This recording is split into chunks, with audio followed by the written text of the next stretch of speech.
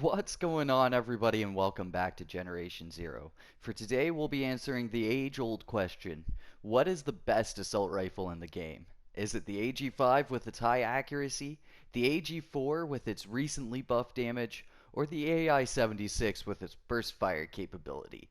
Join me as I find out in this video.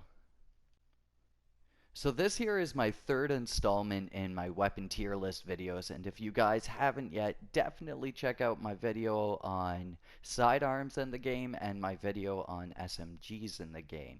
But as per usual, we'll start with what I think is the best weapon, and through some tests that I've come up with, we'll be able to weed out what separates the rifles in Generation Zero here, what their best role is in the game, and so much more. So we're just going to get started here with the AI-76. So the AI-76 is derived from the real-life AK-47, originally produced and manufactured in 1948.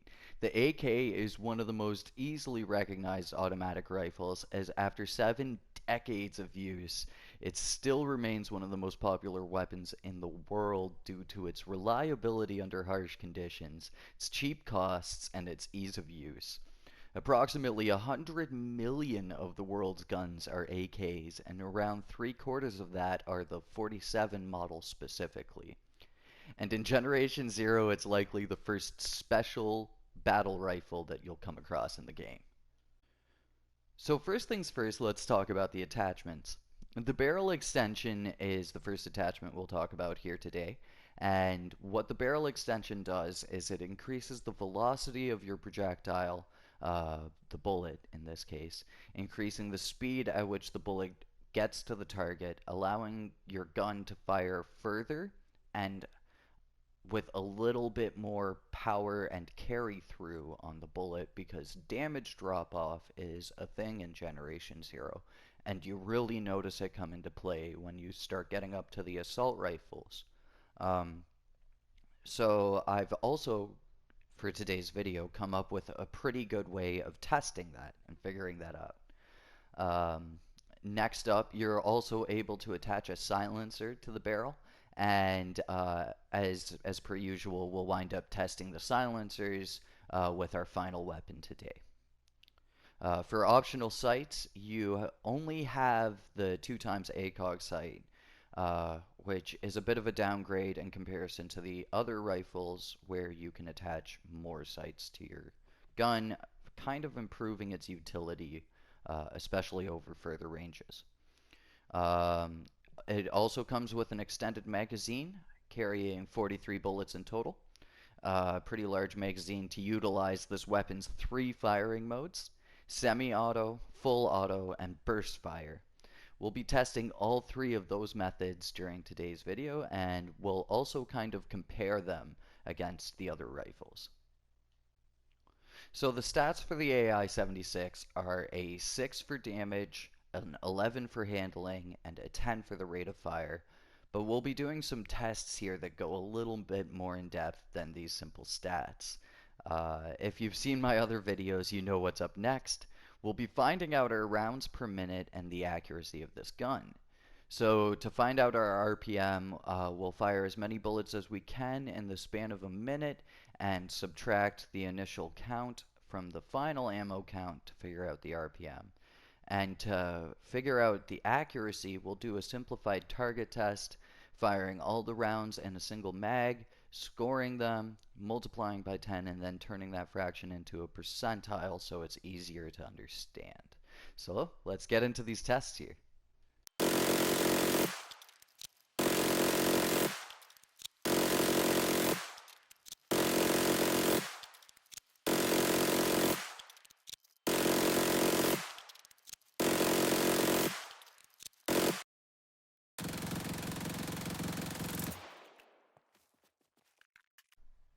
So after that testing, you can see what I'm pretty sure you've been able to tell yourself.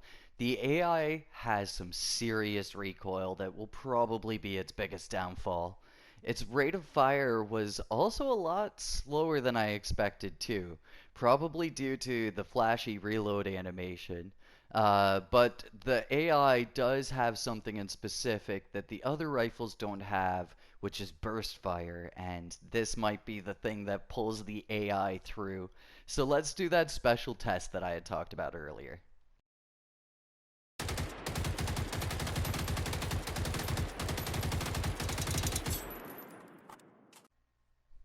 So the main thing to be focused on is the rate of fire in burst mode.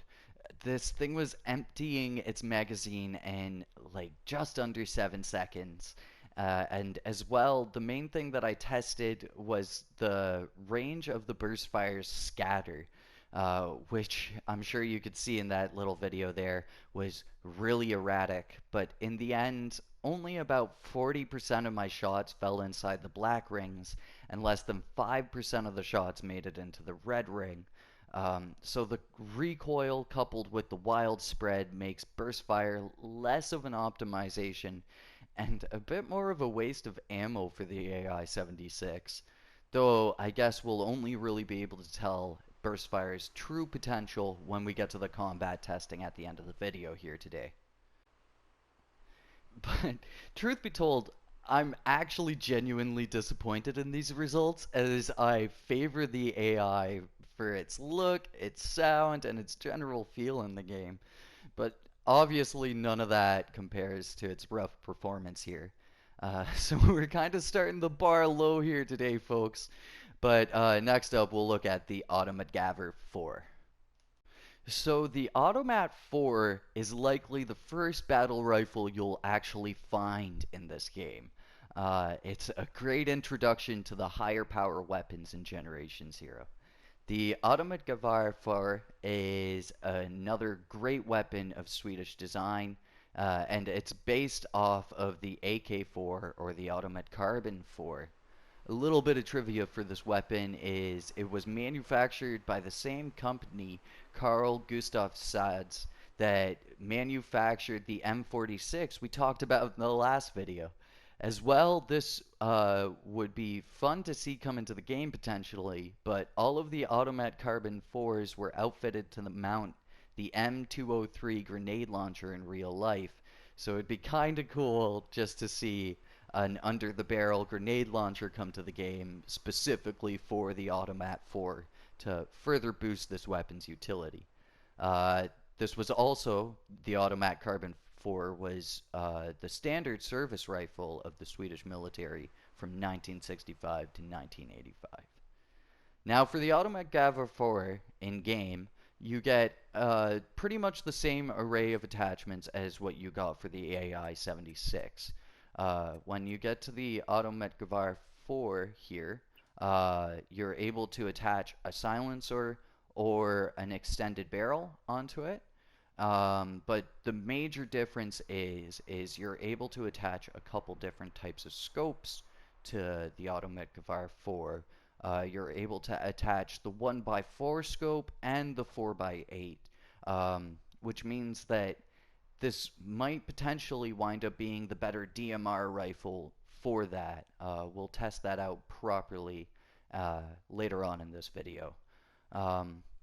The main thing that kind of goes against the Automat 4, in my opinion, is the reduced clip. You only get 35 bullets per clip. So it means that you have less of an opportunity to kind of really deter the robots from rushing you if you're running out of ammo and having to reload your clip. Um, Getting into the stats here, though, the stats are a 7 for damage, 1 point higher than the AI-76, an 11 for handling, and a rate of fire being 10. Even though the Automat and the AI have the same handling, I feel like the real difference in this weapon will be the recoil, because there's no way that these two guns will have the exact same rate of fire. So let's get into the spicy stuff here and actually test out the AG4.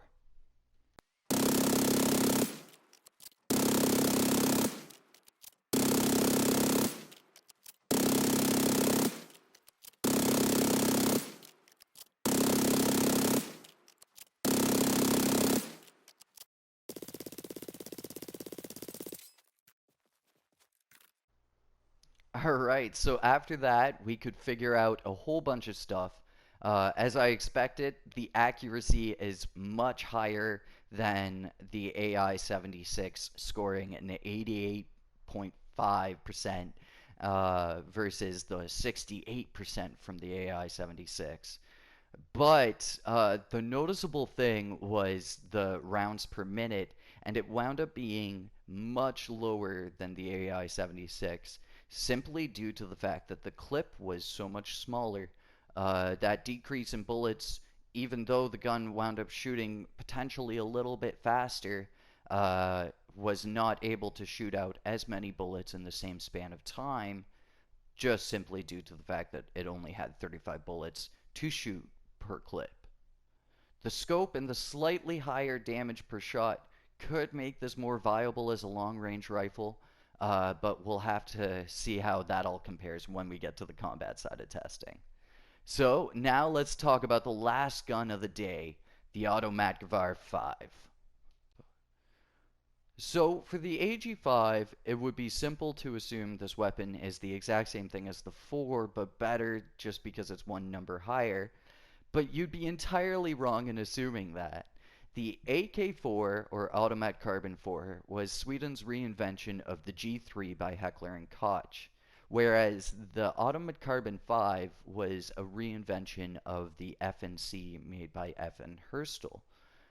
These are two very different beasts when it comes to what they do in game, much like their real world counterparts. The AK-5 was made to be the FNC, but more durable in the subarctic climate of northern Sweden. And outside of minor appearance similarities, everything else is entirely different. The FNC actually has three ranges of burst fire and a different ammunition feeding system, where the Automat Carbon 5 doesn't have any sort of burst fire, and its entire internal mechanism is redesigned in order to be more sturdy, more reliable, and easier to handle. But I could go on and on about all of the history stuff and all of the real world stuff that comes into Generation Zero because this game is very true to real life in a lot of ways. But let's get things back into the video game here. So the AG5 is basically the same when it comes to attachments in comparison to the last two weapons, but the only scope that it attaches to is the 1x4 scope and the ACOG scope. So potentially that will come into play when testing out the DMR status of the Automat 5 versus the Automat 4. But on the other hand, the Automat 5 has 45 bullets in its magazine, topping the AI by 2, so that might potentially lead to a higher RPM than the AI 76. So for the stats, it shows an 8 for damage, which makes a lot of sense. But then the other stats are a little bit strange when you look at the Automat 5. There's a 10 for handling and a 9 for its rate of fire. Um, there's no way that the AG5 has worse handling than the AG4 or the AI 76. So we'll really figure things out when we look at the accuracy and we look at the rounds per minute here. So let's jump into these tests.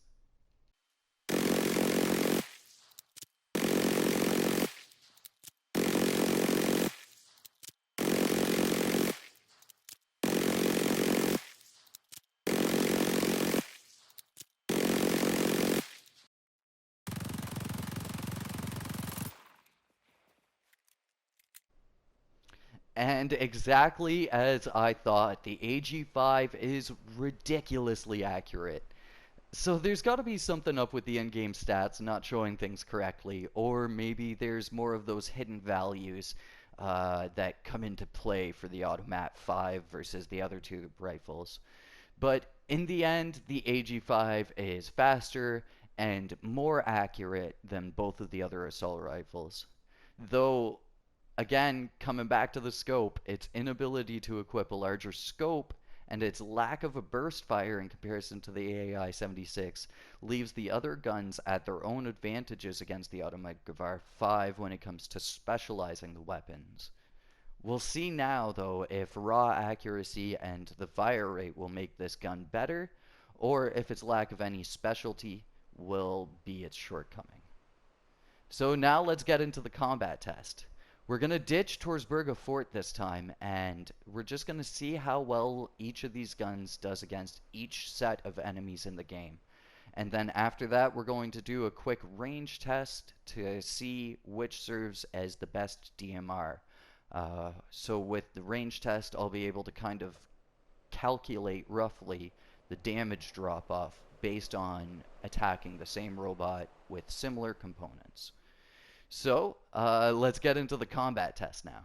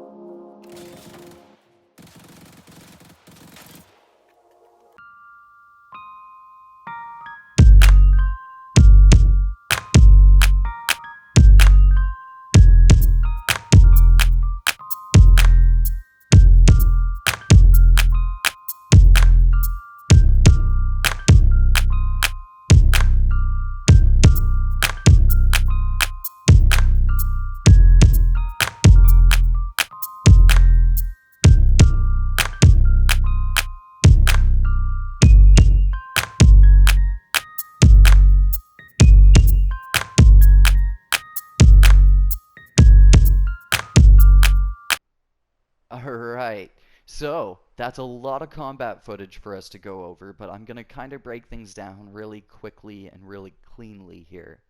So the AI-76 first was a really good, really reliable rifle. Its burst fire allowed it to just spit out an absurd amount of bullets into the tank and the harvester fight, so it was able to take down those larger enemies really, really quickly, just simply due to the absurd rate of fire that you can get out of burst fire. In other testing, I tested the automatic and the semi-automatic, and it just didn't seem to really compare. So if you're going to be fighting those larger enemies with your AI, always flip it into burst fire so that you're getting the maximum efficiency out of the AI itself. It also did very well against the hunters, taking off their guns very easily and very quickly with the burst fire, and then finishing them off remotely easily, shooting them in the body. Next up is the DMR test, and the DMR test for the AI was a little rough as I had expected. It being able to only equip an ACOG sight made it really hard to fire accurately and really hard to pinpoint the components that I was trying to shoot. Um, though it did seem to hold up its firepower throughout the shot a little bit better than the Automat 4, which we'll talk about next. So for the Automat 4, it was pretty good, and it did a lot better than I expected. Its lower clip made it worse to use against a tank and a harvester, but it seemed to have really good stopping power against the hunters and the runners. So potentially you might not want to use your Automat Carbon 4 against the bigger enemies in this game, but it definitely does a lot of good against the medium to small sized enemies.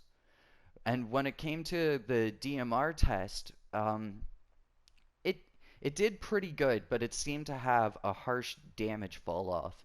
So that meant that even though it had the more accurate scope, and even though pinpointing components and stuff like that was super easy, I feel like it just wasn't doing any sort of damage until I got within like 100 meters of the robot. And now, last up for the AG5. The AG5 just stood head and shoulders above both of the other guns. It totally dominated the tank, totally wrecked the group of runners and the harvester and everything like that. It was an incredibly efficient weapon.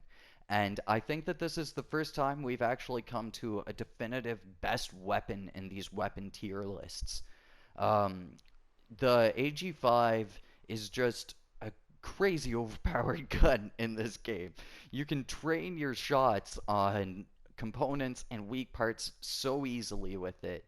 And it seemed to have very little damage fall off during the DMR test, too. So even though you can't attach a better scope to the gun, you still get a much better use out of it in comparison to the AG4. So yeah, definitely, if you get the chance to, use the AG5 here in Generation Zero.